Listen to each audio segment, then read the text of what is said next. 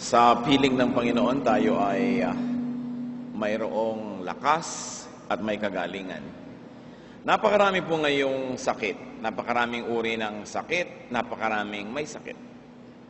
Kung hindi man tayo ang may sakit, meron tayong mahal sa buhay na may karamdaman, nag-aalaga tayo, ano ba ang maituturo ng Biblia tungkol sa pagharap sa mga kasakitan at mga karamdaman? The Bible is very relevant to daily life, very especially to issues such as illnesses. Ang napakarami nga pong ministry ng Panginoong Jesus ay ang pagpapagaling o ang pagpapaginhawa sa mga may karamdaman. Sa pagharap sa ganitong mga uri ng mga hamon sa buhay, ang ating pong pag-aaral, pinamagatan natin, Facing Illness. Paano ba haharapin ang karamdaman natin o karamdaman ng mga mahal natin sa buhay o ng mga kapitbahay natin? Patawarin niyo po kami, O Diyos, sa mga kasalanan namin. Linisin niyo po kami. Hinahayag namin sa inyo ang aming pangangailangan ng paglilinis.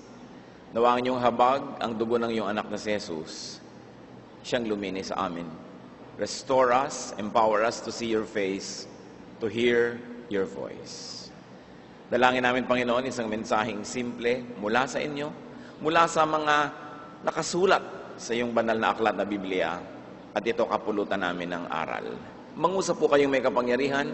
As we are assembled in your holy presence, protect us from evil men and evil spirits. Enable us, O Lord, to benefit, to learn, and to be enriched by your word. Teach us, lead us. Our Father, be our speaker. Use your servant only as your instrument. Bless your name, bless us. May your glory be revealed. Teach us. In the name of Jesus, your Son, our healer, we pray. Facing illnesses. How do you face your own and your loved ones' illnesses? Ang una po natin pag-usapan ay yung mga common na ikaw o kaya ang iyong mahal sa buhay ang mayroong karamdaman. Paano ang dapat natin mga gawin? Unang-una, know the facts. Know the illness and know all available and doable cures. Ang napakalaki pong kalaban ng pagpapagaling, pagpapagamot, pagpapalakas ay kamangmangan. Pag hindi natin alam yung sakit, hindi natin kilala yon, hindi natin alam ang lunas, madalas trial and error, mostly error. Ignorance is a terrible enemy in the management of illness. Sa pagpapagaling ng karamdaman, maging sa pakikitungo sa may sakit. Pag hindi natin kilala yung sakit, kung minsan akala natin nakakahawa, hindi naman pala. O kaya, may nakakahawang bahagi ito, pero hindi naman lahat, pero yung may sakit, hiniwalay na natin talaga, pinatira na natin sa isang pulo mag-isa. Yung pala naman, mag-ingat ka lang, hindi ka naman talaga mahahawa. Dapat hanapan ng lunas, hanapan ng pinakatamang gamot. Jeremiah 8:22, is there no balm in Gilead? Is there no physician there? Why then is there no healing for the wound of my people? Merong spiritual diseases and spiritual healing na binabanggit, pero maaaring ibaba ang paglalapat nito sa mga practical at physical illnesses and physical healing. There are too many unnecessary deaths, mga kamatayan at pagkamatay dahil lang hindi natin kilala yung sakit. There's too much needless isolation of the patient due to ignorance. Halimbawa, sobrang kinakatakutan yung leprosy nung araw. Pagka may leprosy ka, talagang hindi ka na pwedeng makihalubilo sa lipunan. Pero ayon sa mga findings ng science, maliban na lang makipagkuskusan ka ng balat mo doon sa may leprosy, araw-araw na ginawa ng Diyos, hindi ka naman mahahawa. Kung nag-uusap lang kayo, kung nagaganyan lang kayo. Especially if you cover your mouths to protect yourself from airborne infection. Kailangan daw ng very intimate physical contact with lepers for you to be contaminated. Pero sa sobra kuminsan nating kamangmangan, sobrang pag-iingat, lampas-lampas na. Sobra tuloy na hihiwalay yung may sakit. Kailangan alam natin kung ano yung sakit, alam natin kung ano yung lunas. Kaya yung mga responsabling miyembro ng pamilya na meron kayong kamag-anak na may ganito at ganong uri ng sakit, nagre-research. Nag-aaral kayo. Nagbabasa kayo ng mga libro, nagre-research kayo sa internet, nagtatanong sa mga marunong, nagtatanong sa mga nagkaroon na ng ganong mga karanasan. Hindi lang natin iniaasa sa mga doktor, pagamat sila ay nag-aral, pero kuminsan, trial and error din yung ginagawa nila. Kaya, ito inumin mo, bumalik ka after 1 week. Titingnan niya kung gumaling ka, kung tumalab. Kung hindi, bibigyan ko uli ng iba. Kung minsan nakakalimang balik ka na, hindi ka pa na tsitsempuhan kung ano yung tama. Maganda, makikipag-alam ka sa mga may ganun ng mga karamdaman. Kung may inaalagaan kayong ganitong pasyente, ganito yung sakit, makipagtalas-tasan kayo sa mga nag-aalaga din ng mga may ganung sakit para matuto. We have to be very responsible and we have to increase our knowledge. Another thing we do with our own and with that of our loved ones' illnesses is to get the best available and affordable cure, treatment, and especially management. At kailan po pinakamainam na paghandaan ang sakit? Pag hindi pa dumarating. Of course, the best cure is prevention. Kaya pinapalakas natin ang ating sarili, kumakain tayo ng tama, natutulog tayo ng tama. Kung kaya ng ating schedule yun, ginagawa natin. Walang needless na pagpupuyat. Walang mga needless na pagpapagod na umuubos ang ating lakas. At kailangan ang tao, merong pag-iipon. We must save money for illness. Illness means expense. Gastos yan. Kung pinaghahandaan ng birthday, pinaghahandaan ng debut, pinaghahandaan ng fiesta, pinaghahandaan ng kung ano-ano, dapat may iniimpo ka rin sa pagkakasakit. Bihira namang tao yung nabuhay siya hanggang 70, 80, 90 years, hindi nagkasakit. At ang problema sa sakit, habang tumatanda ka, mas dumadami ang posibilidad na magkaroon ka na niyan. Sa dami ng naipon mo ng nakaing sugar, salt, sodium, lahat na, lalabas at lalabas yan pag may edad ka na. Habang umiidad ka, humihina ang kaya-kayanan mo maghanap buhay at kumita, papalaki ang gastos. Kaya dapat pinaghahandaan yan habang malakas ang tao. At humahanap ng gamot, humahanap ng mga tamang lunas. Kahit ka pa nga mananampalataya, nagdarasal ka, yung espiritu mo, pero yung katawan at isip mo umaandar din, naghahanap ng mga practical solutions. Isaiah 38:21, Isaiah had said, "Prepare a poultice of figs and apply it to the boil, and he will recover." Kita nyo, herbs, panggamot. Sabi, sige, mag-ipon ka ng ganito mga dahon-dahon at ilagay nyo dun sa bukol at gagaling ang sugat. Kailangan hinahanap ng lunas. Hindi natin pwedeng maliitin ang mga sinasabi ng matatanda, sinasabi ng mga herbularyo ng mga herbs, ang kanilang mga hatol, sapagkat ang kaalaman ng mga matatanda ay naipon na kaalaman ng mga daan-daang taon ng karanasan. Kaya hindi yan minamaliit ng siyensya. Mabuti na lamang at ngayon, ang siyensya ay natututo ng maniwala dahil na rin sa kanilang mga pananaliksik sa mga claims ng mga matatanda at ng mga traditional healers. Matthew 4:23-24, Jesus went throughout Galilee, healing every disease and sickness among the people. People brought to him all who were ill with various diseases, those suffering severe pain, the demon-possessed, those having seizures, and the paralyzed, and he healed them. Hinahanap ng lunas ang karamdaman ng mga mahal sa buhay. Kaya dinadala sa doktor, dinadala sa mga herbologists, at dinadala sa Panginoon, ipinagdarasal. Kung kanino ba gagaling, doon mo dalhin. Dahil hindi ka dapat tumitigil ng pagkilos para ihanap ng lunas. Pero siyempre, hindi ka naman sugod ng sugod kung kani-kanino na lang, dahil kung napupunta ka sa mga fake, lalo ka napalala, napahamak. Kaya kailangan ng research. Kailangan din siyempre ng chemistry. 1 Timothy 5:23, sabi ni Paul kay Timothy, "Stop drinking only water and use a little wine because of your stomach and your frequent illness." So this is pharmacy. That you alter the health of the person by altering the chemical composition of his body. Marami yan na ginagawa. Hindi ko mo nananalangin ka, hindi ka nainom ng gamot. Kung gusto ng Diyos na pagalingin ka sa pamamagitan ng gamot, bakit mo siya haharangan doon? Look for practical and spiritual solutions. Pray for effective medication, therapy, and treatment.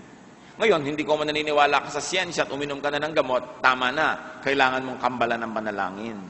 Napagpalain ng Diyos yung iniinom mo o ikinakabit sa katawan mo o itinatapal sa iyo para tumalab. And very especially, pray for miraculous healing.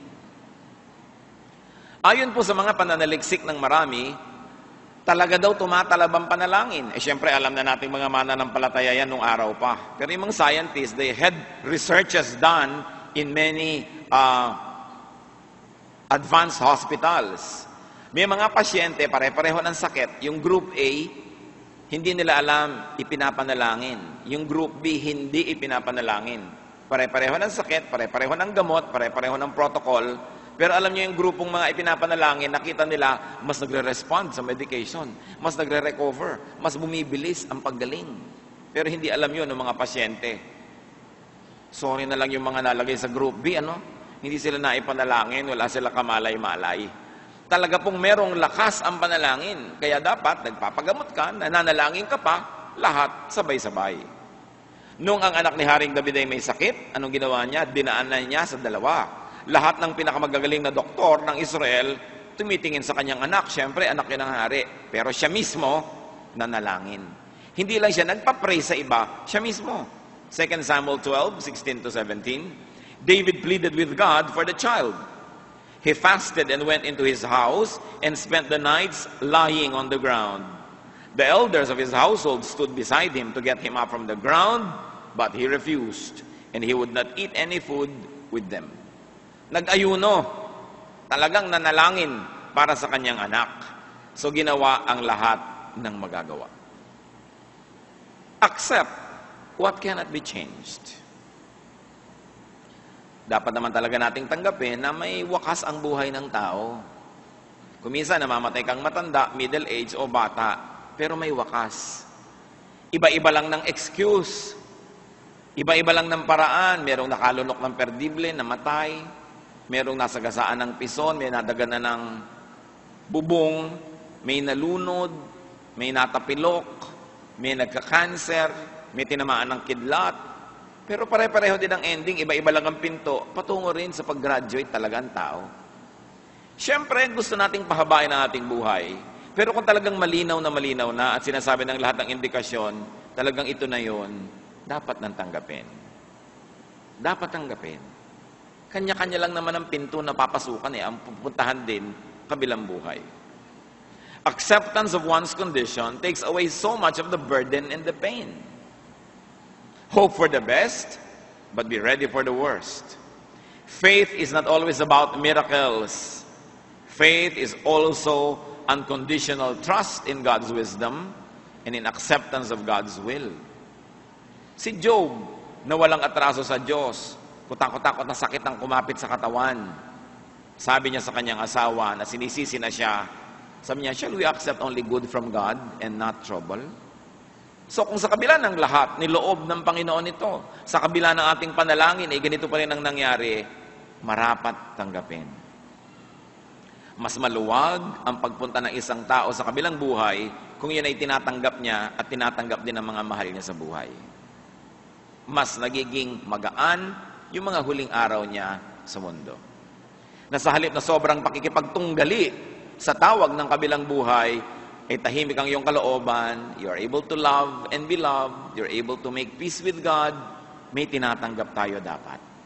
Jeremiah 10:19, my wound is incurable, yet I said to myself, this is my sickness, and I must endure it. Meron po nga pwedeng gamutin merong hindi. We must have the wisdom to accept what cannot be changed. Like Jesus endured the cross, which is really the sickness of the world. Pinasan niya ang mga sakit ng mundo. May mga panahon din na dapat nating tanggapin na papasanin natin ang ating sakit, papasanin ng mahal natin sa buhay ang kanyang sakit, ipinagdasal, ginagamot, pero nandun talaga ang natira, tanggapin. Luwagan sa loob. At kung tinatawag na ng Panginoon ang isang tao sa kabilang buhay, maluwag na ibigay. Mahirap yung tinatawag ka na nagpupumiglas ka pa at lumalabang ka pa, hindi mo tuloy nagagawa yung mga dapat ginagawa ng isang taong malapit ng gumraduate. Wala ka tuloy kamalay-malay, biglang natapos ang panahon, hindi ka nagkaroon ng panahon na gawin ang nararapat. Make the most of the situation. May sakit ka, hindi naman laging may sakit ang may sakit Kumbaga, yung mga mahihirap na moments ng may sakit are just dots in an otherwise long line filled with recesses, with rests. with moments in between. So make the most of the strength and the health that is available. Make the most of the opportunities to be productive and happy. Halimbawa, yung may mga cancer, may mga moments yan na talagang parang walang-wala, halos wala, maganda ang pakiramdam, yan ang mga panahon para mabuhay ng masarap. Kumain ang gusto, pumunta sa gustong puntahan, makipagkwentuhan, makipag-fellowship, magtrabaho, produce something good, kasi may mga moments na hindi kaya ng katawan. So dapat sa mga panahon na kaya, samantalahin. Celebrate every moment of strength and celebrate every space for comfort. When there are corridors of comfort, dapat yan samantalahin. Ipasyal ang pasyente dahil ngayon ay pwede siyang tumayo, pwede maglakad, kasi hindi laging ganon. May gana, pakainin ang pasyente, kasi hindi lagi siyang may gana. At meron talagang mga karamdaman na tinatanggap. Nandiyan na, bahagi na ng buhay mo, kumisan genetic. Huwag mo nang sisihin ang kanununuan mo dahil sila man, hindi nila ginustong magkaroon nun. Minsan nagagalit ka sa nanay mo, ayan, yung side niyo ang may cancer. Nagka-cancer tuloy ako, lahi ng nanay ko ang meron. Ginusto ba naman ng mga lola mo yun? Di naman. Dapat tanggapin ang dapat tanggapin. 2 Corinthians 12:7-9. Si Paul, there was given me a thorn in my flesh to torment me. 3 times I pleaded with the Lord to take it away from me, but he said to me, my grace is sufficient for you, for my power is made perfect in weakness. Therefore, I will boast all the more gladly about my weaknesses, so that Christ's power may rest on me. Hindi po ibinaliwanag ni Paul kung ano yung tinik na yon na nakasiksik sa kanyang tagiliran. Isang talinghaga, isang sagisag ng isang uri ng karamdaman, o isang kahinaan. Sabi niya 3 beses kung ipinakiusap sa Panginoon na alisin sana ito. Mas magiging effective ako sa ministry, mas giginhawa ang buhay ko kung tatanggalin niya itong, kung ano man tong tinik na to na nakabaon sa aking laman. Pero sabi ng Panginoon, hindi ko tatanggalin yan. Lalo mong makikilala ang aking kapangyarihan dahil meron kang weakness. Kasi kung wala ka ng weakness, baka sobra ka ng yumabang, kailangan ilagay yan dyan. So sa mga taong may tendency yumabang, at si Paul may ganong tendency, pag binasa nyo, magagalitin, may initin ang ulo, nakikipag-away sa mga kasama niya, dapat niya talaga yung meron siyang thorn in the flesh para check, reality check. Tayo man, kung sa kabila ng pagsisikap natin panalangin, nandun pa rin yung thorn in the flesh, maaaring isang sakit, maaaring isang kung ano man, hindi tinatanggal ng Diyos, sabi niya, bueno, ipagmamalaki ko na lang itong kahinaan ko dahil biruin nyo, sa kabila ng kahinaan ko, buhay pa rin ako, may nagagawa pa ako. Ibig sabihin, lalong nakikita ang lakas at suporta ng Diyos sa aking buhay. Tinatanggap yan. Celebrate the rose, but do not focus only on the thorn. Siyempre, yung thorn, may rose yan. Yung rose, may thorn. May sakit ka, kuminsan, thorn lang yun ang nakikita mo, pero may rose din yun eh. Nagkakaroon ka ng panahon magbulay-bulay, mag-isip-isip, at meron kang nagagawa na hindi mo kayang gawin kung ikay malusog. Because illness remembers what good health forgets. Naaalala tuloy natin ng Diyos, nalalapit tayo sa Kanya, ang katotoo nun, nagiging blessing yon. And in terminal cases, mga kaso na talagang sinasabi ng siyensya ay wala pang nadidiskubring pampagaling. Siyempre may panalangin, pero halimbawa hindi pa rin gumagaling. Consider, and this is just a suggestion, brothers and sisters, consider choosing quality of life instead of uncertain, punishing, and devastating treatments. Merong mga may sakit, halimbawa nyo, cancer. Siyempre, may ipapayo ang mga doktor, may ipapayo ang mga ospital, ang mga klinika, dahil meron silang sariling protocol, meron silang sariling pananiniwalaan. May ipapayo din naman yung mga mahilig sa herbs, sa mga natural healing, mga therapy. Kanya-kanyang payo yan eh. Dapat kayong magpasya. Kung alin ang tatahakin yung landas. Napakarami ko pong nakita ng mga cancer patients na yung nalalabing oras nila dahil talagang sinasalanta sila ng sakit, sana naubos na lang nila ng pamamasyal, ng pakikipagkwentuhan, pananalangin, paggawa ng mabuti o maging pagtatrabaho, pero naubos sa kotakot-takot ng mga medical and clinical procedures na ang ending yung pasyente laging hilo, laging nagsusuka, masama ang pakiramdam, naluluoy, natutuyo, nauubos ang lakas, tas namatay din. So dumadating ang panahon na dapat tayong mag-isip. Pipilitin ba namin ipaglaban ito, sukdo lang magkabugbog-bugbog, magkagiba-giba itong katawan ng may sakit. Tapos pag tiningnan mo yung statistics, yung mga gumawa nun nangamatay din naman ng maaga. Pipilitin ba namin ito hanggang magkalasog-lasog ang katawan nitong pasyente? O tatanggapin namin ganito ito? At bibigyan namin siya ng highest quality of life possible hanggang gumraduate siya. Isang mahalagang desisyon yan, mga kapatid, na dapat pag-usap-usapan ng pasyente at ng mga nagmamahal sa kanya. Ipapabombard ka ba namin sa mga ganitong mga radiation o hindi? Papainumin ka ba namin ng mga bagay na isinusuka mo, ayaw na ayaw ng sikmura mo? Kaya tuloy lagi kang walang gana, matamlay? O hahayaan na lang natin ito dahil ito ang nakatakda? At sisikapin natin na ang nalalabing mga panahon, yung pinakamataas na uri ng ligaya, sarap, ginhawa, at productivity and fruitfulness ang maasikaso ng pasyente at ng pamilya. Isang mahalagang desisyon, kayo ang gagawa. Marami po ako mga kilala na mga expose sila sa ganitong mga procedures, mag-asawa, nag-uusap. Halimbawa, sabi nung isa, alam mo, nagkaroon ako ng ganong sakit. At alam natin ganon talaga yung sakit, confirmed. Naku, huwag mo na akong ipabugbog sa kung ano-anong mga makina at mga kung ano-anong procedure. Enjoyin na lang natin yung nalalabing panahon. Usapan nila yon. Kayo ang magpasya. Pero mahalaga, bago dumating yung panahon, napagpasyahan nyo na yon. Kasi pag nandyan na yung sakit, nandyan na yung kanya-kanyang payo, lahat naman ng tao, well-meaning, gustong makatulong, kanya-kanyang payo, nag-aagawan sa inyong atensyon, nakakalito na yung panahon na yon. Dapat bago dumating, napag-isipan ng mabuti. Kasi kung minsan, tumitik-tak ang orasan, ang pasya dapat gawin agad. Kasi mayroong consequence ang pagpapatagal ng mahalagang pasya. Another thing we should do when facing illness is to turn the illness into an opportunity to worship God, to glorify, to praise, and to connect with God.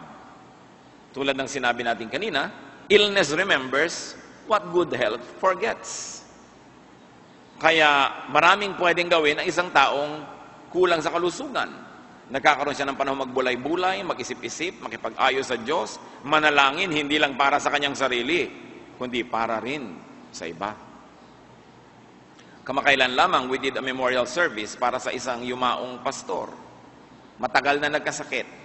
Pero yung mga pamilya nagpapatotoo na kahit na madaling araw sila yung bantay, nagigising sila, nananalangin itong pastor. May sakit yung pastor, ha? Ang ipinapanalangin niya, mga kakilala nila, and he's praying for them by name. Pamilya, ipinapanalangin. Kasi ministry yon. Nagkakaroon ka nga ng maraming oras kung napuwersa kang humiga dahil hindi ka na inaagaw ng kung ano-anong mga interest at gawain sa buhay. There is always an advantage to any disadvantage. And the people of God are incurably optimistic. Nakikita natin lahat ng blessing kahit sa mga bagay na sa biglang tingin ay hindi naman. Psalm 38, 7-9. My back is filled with searing pain. There is no health in my body.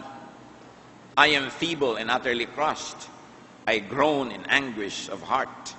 All my longings lie open before you, O Lord. My sighing is not hidden from you. So ano ang napala nitong may karamdaman? Nagkaroon siya ng maraming oras na makaulayaw ang Diyos.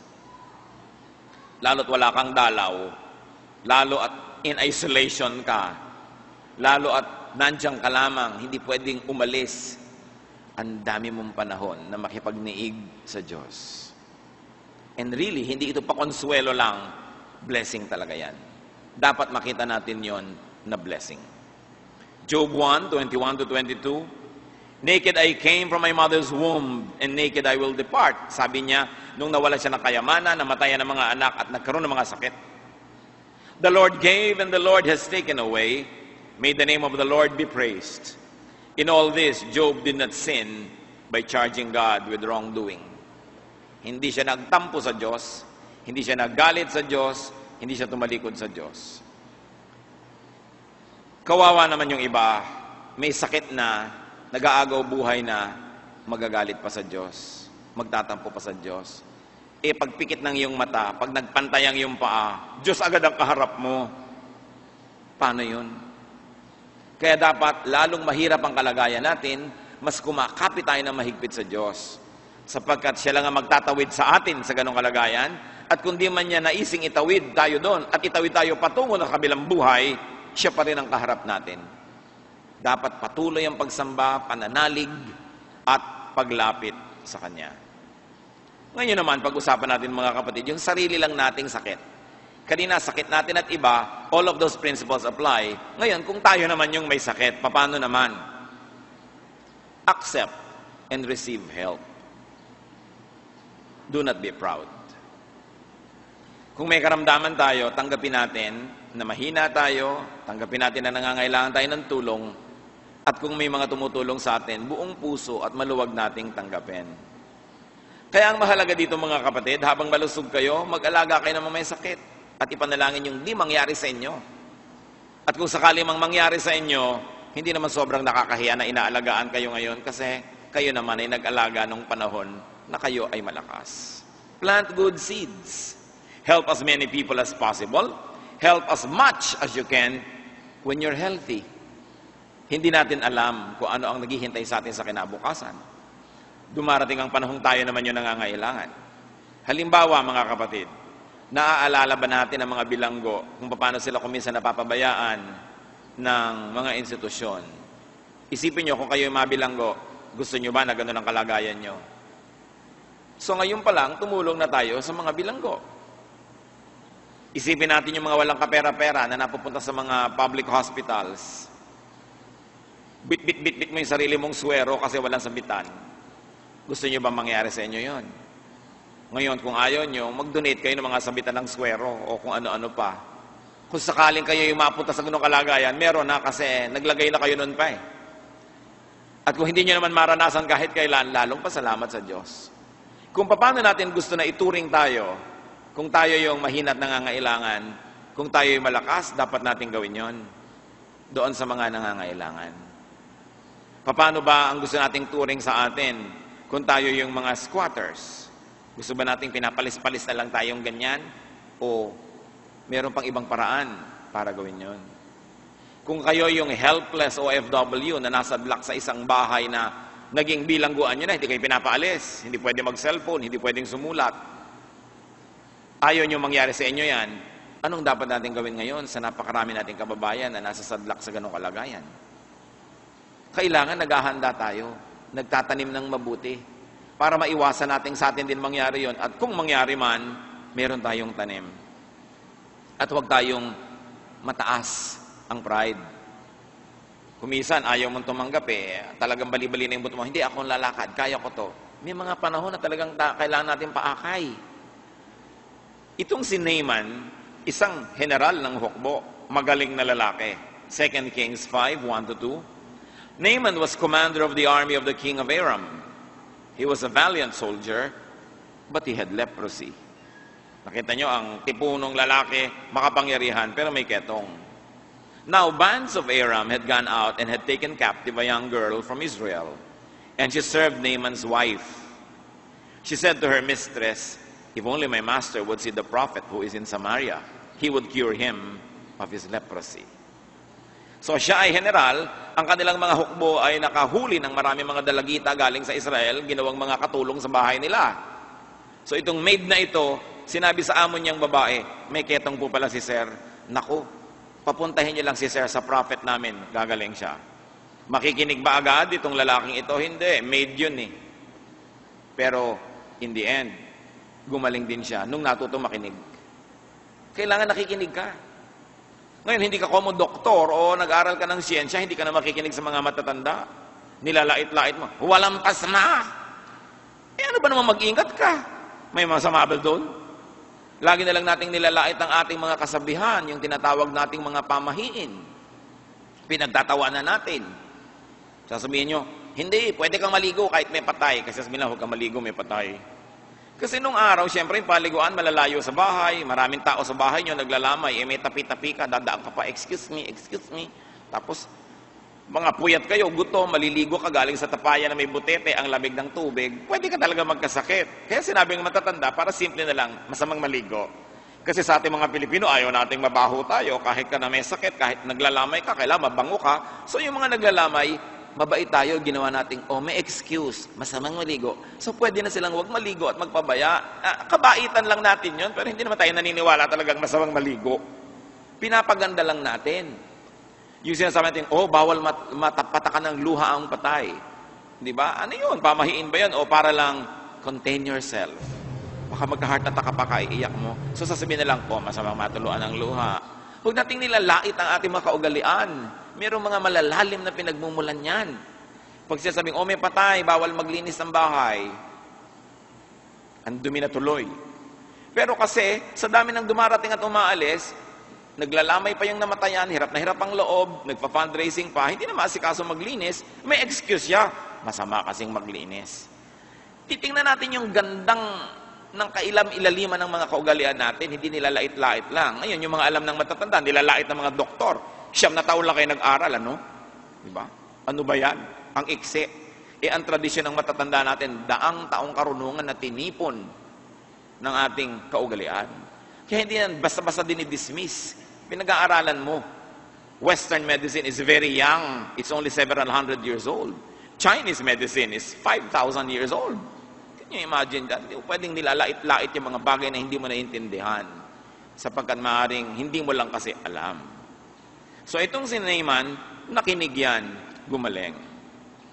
Katulad ditong si Timothy, binanggit na natin sa 1 Timothy 5:23. Stop drinking only water and use a little wine because of your stomach and your frequent illnesses. So payo, nakinig. Sabi, sira ng tiyan mo. Huwag ka muna uminom ng tubig kasi may mga butete. Uminom ka muna ng wine, walang butete yan, saka may mga medicinal values. Makinig sa payo. Kung tayo yung may sakit, mga kapatid, minimize helplessness. Minimize dependence on others. Hindi ko mo paralitiko ka, wala ka nang pwedeng gawin sa buhay. Meron kung pagsisikapan mo yung pag-aralan. Hindi ko mo may sakit ka, lahat na lang iaabot sa'yo. Meron kang kayang gawin. Sa makatuwid nga, mas marami kang ginagawa para sa sarili mo, mas mainam para ma-exercise ka, kumilos ang dugo mo, mabuhay naman na yung ugat. Do what you can, especially in prolonged illnesses. Alam nyo kung minsan, may sakit tayo, pero mas hirap yung mga nasa paligid natin. Kasi tayo, yung sakit natin ang nararamdaman natin. Sila, dahil mahal tayo, ramdam din nila, tapos hirap na hirap yung katawan nila pag-aalaga sa atin. Kaya kailangan, pinapagaan-gaan natin, hanggang kaya natin. Huwag naman kayo magdamdam, dapat talaga tayong alagaan, pero maghanap kayo ng kaya nyong gawin at huwag nyong iasa. Because self-reliance empowers you. It will make you feel good and it conserves the energies of people who care for you. Sabi sa Philemon 1:8, do what you ought to do. Gawin ang dapat gawin. May mga pwedeng gawin kahit tayo may karamdaman. Magtataka nga, maraming bulag, mga layas, kung saan-saan nakakarating, namamasyal. Diba? Ang mga pipe, katatabil. No? Diba? Kachichismosa pa nung iba. Hindi nila pinipigil yung mga pwedeng gawin nila kahit may mga kakulangan at kapansanan. Kahit may sakit ka, marami kang pwedeng gawin sa buhay. Kaya huwag mag-OA, huwag mag-inarte, gawin ang pwedeng gawin. At the end of the day, you will conserve the energy of people who care for you and you would have empowered yourself. Mahalaga yon. Huwag laging asa ng asa ng asa. Kung may mga iniinom kayong gamot, utang na loob, tandaan nyo na bakit 5 buwan nyo nang iniinom yan, hindi nyo pa malaman kung yung pula ba o yung berde ang iinumin nyo. Kailangan alamin mo yan para gumaan-gaan ang dala ng pumapasan sa inyo. Kung kayo yung pasyente, help, uplift, entertain yourself. Aba dapat yung libangin ang sarili nyo at pasayahin. Proverbs 17:22, a cheerful heart is good medicine, but a crushed spirit dries up the bones. Kung may sakit kayo, tumigil kayo ng panonood ng mga soap. Yung mga walang katapusang drama. Lalo tuloy kayo nagkakasakit. Alam na alam nyo kung sino ang tunay na magulang ni ganon. Alam nyo na ito ang tunay na anak at tagapagmana. Pero kayo lang ang may alam. Lahat ng karakter sa istorya, walang may alam except isang iyaya. Nakikidnapin nila. at pagbusalan ng bunganga, at the end, malalaman din kung sinong tunay na anak. Mapaparusahan yung nagpapanggap. Paulit-ulit lang naman yan, pinapanood nyo pa. Lumulungkot lang kayo. Di ba? Humihirap ang loob nyo. Galit na galit kayo doon sa mga kontrabida. Aba, may mga artista, mga kontrabida sa ganyan, pag naglalakad sa eskolta, hinahampas ng payong ng mga tindera. Galit na galit. Apakasama mo! Ganyan-ganyan. You're watching too much TV. Sabagay, mabutit may hanap buhay yung mga kapatiran natin na nasa showbiz, pero piliin nyo naman, yung iba nagpapalungkot lang lalo sa inyo. And do not behave as if the world owes you your happiness just because you're ill. The world does not owe you happiness. Kailangan pasayahin nyo ang inyong sarili. Produce it yourself. Surround yourself with happiness, with colors, with music. Isang taon na ang nakalipas, meron pa akong isang dinalaw na pastor na may karamdaman, may cancer. Yung kwarto niya mukhang ospital. Sabi ko sa misis, bakit naman po mukhang ospital ang itsura ng kwarto niyo? Kasi po may sakit siya. Palit-palitan nyo nga itong kulay ng kwarto niyo, pintahan nyo ito ng bright yellow. Maglagay kayo ng mga kurtina ng mga matitingkad, mga asul, berde. Bumili naman kayo ng mga platong may kulay. Ang pinapainom nyo yung mga makulay, ang maghahain naman kayo, lagyan ng mga kamatis na mga mapupula, hindi ang putla-putla nung tingnan mo lang yung plato na wala ka na ng ganang kumain, nilugaw na maputla. Lagyan nyo ng kaprasong bulaklak, pasayahin nyo mga buhay nyo. Ginawa nila. Namatay din naman yung pasyente, pero sumaya bago namatay. At sabi pa nila, naku, nung puntahan ko nung Lamay, ginawa po namin lahat ng payo nyo. At nag-enjoy naman. Na-enjoy. At least, kesa mukha ka ospital. Importante yan. Pag dadalaw kayo sa mga may sakit, nakangiti kayo. Di ba? Hindi yung, nung makita mo yung pasyente, nasiraan tuloy lalo ng loob. Magngangal na kayo bago kayo dumating o pagkaalis nyo, pero huwag naman dun. Kailangan pasayahin. At kung kayo yung pasyente, cooperate with medical practitioners, with nurses, with therapists, with caregivers. Do not live in denial. Mayroong mga may sakit, ayaw nilang tanggaping may sakit sila. Mataas na ang blood pressure, kain pa ng kain ng lechon. Hindi ma-apt. No? Laging nagtatago sa asawa. Naku, nandyan na yung misis ko. Teka, kakainin ko na ito muna bago siya dumating. Kung ako yung misis, gusto mo? Halika. Ipapalulong ko sa iyo ito lahat ng lechon na to. Alam niyo naman yung mga pinipigil, ang gigigil, alukin nyo pagka hindi tumanggirin yan. Marami kasing pasyente nag-iinarte. Kung mo pinipigil, lalo namang pinipilit na kumain ng hindi dapat. Be disciplined. Do not be difficult. Do not be hard-headed and stubborn. Huwag niyong pahirapan yung nag-aalaga sa inyo. Kailangan mag-cooperate kayo. Huwag matigas ang ulo. Merong ang titigas ng ulo. Iinom na naman ako ng gamot. Gusto mo pa inamig ng lason ng madali na. Ayaw naman lulunin yung lason. Kailangan tulungan nyo ang inyong sarili at tulungan nyo yung mga tumutulong sa inyo. Katulad nitong si Naaman, yung pinag-uusapan natin kanina. Alam nyo, ang payo ng katulong niya, pumunta po kayo sa propeta namin, hahatulang kayo ng lunas. Nagpunta naman. Nainis pa siya. Kasi VIP siya, hindi man lang siya hinarap ng propeta, katulong lang ang humarap. Sabi ng katulong, sabi po ng propeta, ilublob nyo yung sarili nyo 7 beses sa ilog ng Jordan. Nagalit si Naaman. VIP ako, hindi man ako hinarap niyang propeta na yan. At saka bakit? Hindi ba mas magagandang ilog sa sarili kong bayan? Ang putik-putik niyang ilog nyo na yan, diyan pa ako lulublob. Hindi niya sinunod. 2 Kings 5:12, Are not Abana and Pharpar, the rivers of Damascus, better than any waters of Israel? Couldn't I wash in them and be cleansed? Hindi niya sinunod. Di siya gumaling. Pero sabi uli nung katulong, Ma'am, sabihin niyo naman kay Sir, sundin na ano ba namang ilublob niya yung sarili niya minsan kaysa may ketong siya. At nung sinunod, gumaling. Dapat masunurin ka. Hindi nakikipagtunggali ka doon sa nagpapagaling sa'yo. Do not make it needlessly difficult for others to take care of you. Make it easy for others. Hindi yung nagpapalabunutan at nagja-jack and po yung mga kamag-anak mo kung sino magtsatsaga sa'yo. Dapat kahit inaalagaan ka't hirap sila, may pleasure. Kasi nakikita nila, ikaw mismo nagko-cooperate, ikaw mismo inilalaban mo yung kaso. Bigyan mo rin sila ng kasiyahan. 2 Corinthians 11:9, I have kept myself from being a burden to you in any way, and will continue to do so. Sabi ni Paul. Kung kayo po yung may sakit, mga kapatid, contain the illness. Avoid spreading the disease and the infection. Kailangan kayo na lang may sakit, huwag nang mahawa yung mga kamag-anak nyo at mga nag-aalaga sa inyo. Kailangan huwag mahawa ang mga nurses, ang mga caregivers, sa inyong mga supporters. Leviticus 13:46, as long as he has the infection, he must live alone. At ito po tungkol sa leprosy. Hindi na naman ganyan ngayon. Nag-improve na yung science.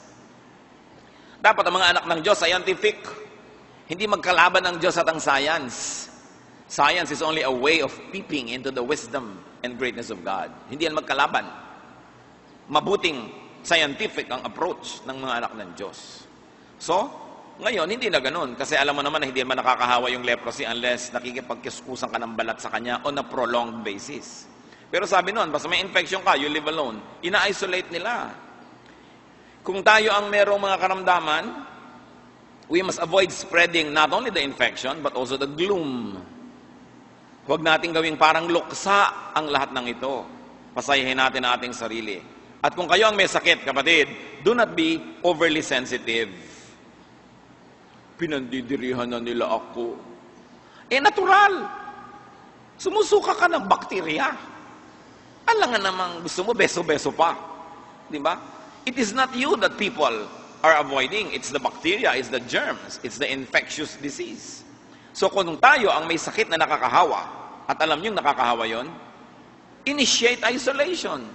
Kayo na mag-volunteer. Dito na lang ako titira, sa isang kwarto dito. Ibukod nyo na muna ako. Initiate precaution rather, when your sickness is contagious. Alam nyo na may sakit kayo sa baga, alam nyo na meron kayong airborne disease na pwedeng madala ng hangin, ng bahing, ng ubo, cover your mouth. Be responsible. Hindi nung may pumasok sa kwarto nyo na may takip ang bibig niya, bigla kayo napaiyak o nanimangot, pinandidirihan nyo na ako. Dapat. Kasi kakalat. Gusto nyo ba yung nag-aalaga sa inyo, bukas may sakit na rin. Di ba bangon kayo, aalagaan nyo naman siya, kaya nyo ba? Kaya dapat hindi natin ihawa yung mga nag-aalaga sa atin. Do not breathe, do not speak, do not laugh when you are near people. Mag-ingat. Encourage caution. Ngayon naman, because of technology, kahit hiniwalay ka, pwede ka mag-text, pwede ka mag-YM, pwede ka mag-internet. Kahit nasa labas siya ng room, kikita ka lang sa salamin, pwede kayong mag-text, mag-internet. Ang dali-dali nga ngayon. Hindi katulad ng araw, talaga ititira ka sa kuweba, sa malayong bayan. Pero dapat tayo na mismo yung nag-i-initiate na, may sakit yata ako nakakahawa, huwag nyo na akong lapitan, ihiwalay nyo na ang aking baso, ihiwalay nyo ang aking mga kubyertos, ang aking plato, at pagkagamit ko, banlian ninyo, hugasan yung mabuti, i-disinfect nyo. Hindi yung inililihim pa sa inyo na binabanlian dahil magdaramdam pa kayo. Kailangan tayo ang magpasimula. Paluwagin natin sa loob ng mga nag-aalaga sa atin na mag-ingat sila. Kasi ayaw naman nating dumami pa ang may sakit. Huwag magdramang bukid. Kailangan clinically correct ang mga ginagawa natin. Ano naman ang gagawin natin mga kapatid kung hindi kayo yung may sakit, ito para lang dun sa your loved ones' illnesses. Sila naman. Well, do not overreact and do not add to the scare. Yung bang may hypertensive kayong kamag-anak o kasambahay, kukuhanan nyo ng presyon ng dugo, tapos sabi ng mukha nyo, ang taas! Lalo siyempre tataas yung blood pressure doon sa takot. Kung ang taas-taas, ikaw naman nakangiti ka lang, itinitiklop-tiklop mo na, sabi, mataas ng konti, magpahinga. Kahit na paglabas mo, sabi sa mga kapatid, ang taas! Pero wag mo na sabihin sa pasyente. Di ba? Do not be overly dramatic, katulad ng mga dadalaw sa ospital, pagbukas pa lang ng pinto, butot balat ka na. Kailangan binabantayan na sinasabi ng bibig, no? Don't be overly dramatic with your facial expression. Suspend your loneliness and your shock para kayo makapagbigay ng comfort. Yung asawa ni Job, nahirapan na nga si Job, sabi niya sa Job 2:7-9, Satan afflicted Job with painful sores from the soles of his feet to the top of his head. Then Job took a piece of broken pottery and scraped himself with it as he sat among the ashes. His wife said to him, "Are you still holding on to your integrity? Curse God and die." Meron ka ba naman kamag-anak na ganyan? Mamatay ka na, wala ka ng pag-asa. O, paano yon? So we should be positive, uplifting, encouraging. Communicate hope. Communicate enthusiasm. Kung pupunta kayo siyempre sa mga pasyente, bago naman kayo pumasok-pasok sa kwarto ng pasyente, mag-alcohol kayo, magsabon. Kung mga ospital yan, may mga banyo naman doon, maghugas kayo ng kamay. Dahil humawa kayo sa hawakan ng LRT, kumapit kayo kung saan-saan hagdan, nagbahing-bahing kayo dyan, tapos yung kamay nyo, ang dumi-dumi. Pagkatapos gusto mong i-lay hands, may sakit. Kailangan linisin mo ang iyong sarili. Iwasan mo na ang dumi-dumi mo. Kung ang dumi-dumi ng pinanggalingan mo, iwan mo yung footwear mo sa labas ng bahay, sa labas ng kwarto, para hindi ka magdala ng dumi sa loob. Baka lumalalalo dahil sa'yo.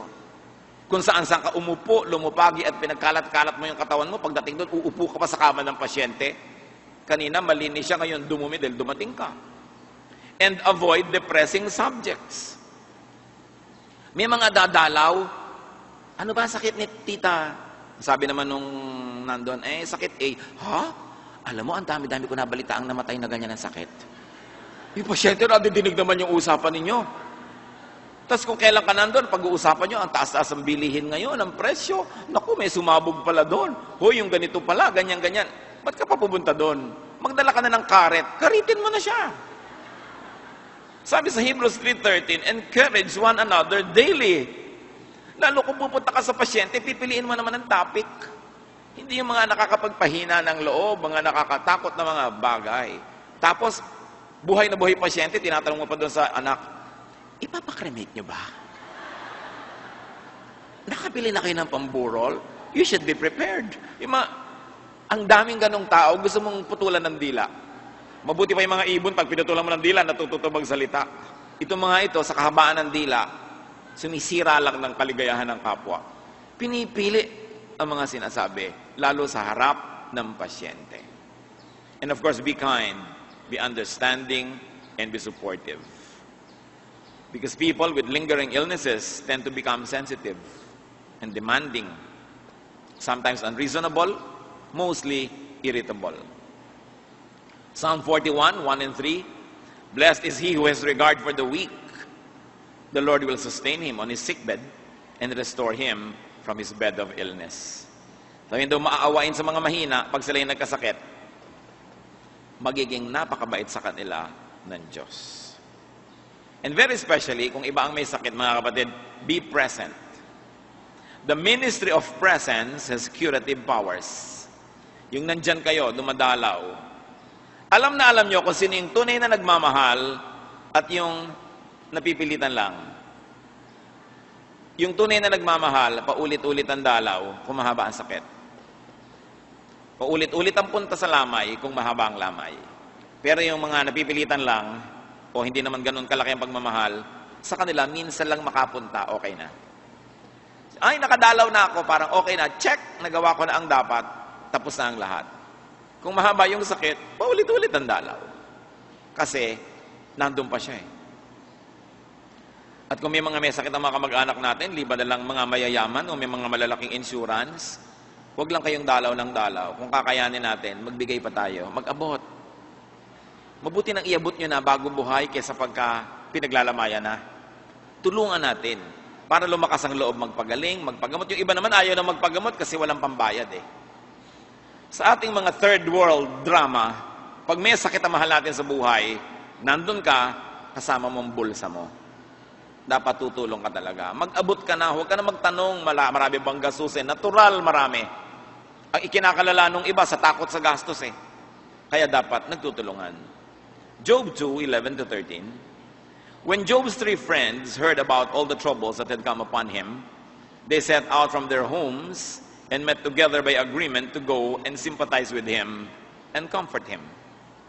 When they saw him from a distance, they could hardly recognize him. They began to weep aloud and tore their robes and sprinkled dust on their heads. Huwag niyong gayahin yung drama na yan. Kaugalian lang nila yun nung araw. Para ipakita mo ang iyong pakikiramay, nagngangal-ngal ka talaga, pinipilas mo pa yung damit mo. Hindi nating kultura yon. Huwag niyong kopyahin. Ang kopyahin niyo lang yung diwa, pumunta, nakiramay. Job 2:11-13. Then they sat on the ground with him for 7 days and 7 nights. No one said a word to him because they saw how great his suffering was. Nanahimik lang sila, umupo doon 7 araw at 7 gabi, nakiramay. Kung wala kayong mabuting masasabi, itikom ang bibig. Just your mere presence speaks volumes already. Huwag nang talagang ganyan lang yan, una-una. Nonsense. Di mauna ka na. Di ba? Ayaw mo naman. Ganyan lang talaga yan. Yung mga pagsubok sa buhay, yung you trivialize, sobrang mong akala mo, baliwala. Sa kagustuhan natin kung minsan ang pag-aanin ng kalooban, hindi natin alam, lalong bumibigat. Kasi parang binabaliwala mo yung paghihirap niya. Kaya huwag ka nalang kumibo. Mabuti pa. Careful with your words. Choose your words. Proverbs 12:18. Reckless words pierce like a sword, but the tongue of the wise brings healing. Pag walang kwenta ang mga pananalita, nakakadagdag ka ng sugat. Pero kung mahusay ka magbitaw ng salita, kagalingan ang ibinibigay mo sa nakikinig. And very especially, if you can, and clinically it is possible, touch the patient. The power of touch. Especially the blind, the immovable, the paralyzed, hinihipo mo konti, inihimas mo. Pero magsabon ka muna ng kamay. Look at people in the eye, smile at them. Daig pa niyan ang maraming ineksyon at swero. Ganun na lang ang pagpapahalaga ng Diyos sa pagdalaw sa mga may sakit. Na nung paghuhukom, sabi niya, dito kayo mga mabubuti, bibigyan ko kayo ng buhay na walang hanggan. Sapagkat, sabi niya sa Matthew 25:36, I was sick and you looked after me. Ganon kalapit sa Panginoon ng mga may sakit. Sabi ng mga binibigyan niya ng buhay na walang hanggan, kailan naman po namin kayo nakita, O Diyos, na may sakit at dinalaw? Hindi pa naman nangyari yun ah. Sabi niya, Aba, lahat ng dinalaw nyo, lahat ng inalagaan nyong may sakit, ituturing kong sa akin nyo ginawa. Kaya ako ang gaganti. Ako ang magbibigay ng gantimpala sa iyo. Napakahalaga, the ministry to the weak, to the sick. Yan ang pure religion. Yan ang magandang praise and worship. Pupunta ka sa mga may sakit, may dala kang pera, may dala kang panalangin, may dala kang ngiti, may dala kang gamot, may dala kang ginhawa. That is pure religion. 1 Thessalonians 5:14, and we urge you, brothers, help the weak. Illness is a fact of life. We should all be ready for it. When it comes, face it with God's strength and wisdom. And by God's grace, you will be beyond it, though it will try to weigh you down. So anong pinakamahalagang hamon ngayon, mga kapatid? Siyasatin ang ating mga sarili. Kung tayo mga may sakit, pilitin natin na huwag masyadong maging pabigat hanggang kaya natin. Pero kung talagang kailangan, magpakumbaba, tanggapin ang tulong. At tuwing kaya natin, maghanap kayo na matutulungan. If there is no one ill in your immediate family, thank God, look in your extended relatives' homes, baka meron. In your neighbor's home. Sabi ni Jesus, whatever you do to the least of this, you do to me. Ang lakas, ang kapangyarihan, ang pera, ginagamit yan para tumulong sa mahina, sa mga kinakapos, sa mga kapuspalad. Iyan ang pinakamataas na uri ng pagsamba sa Diyos.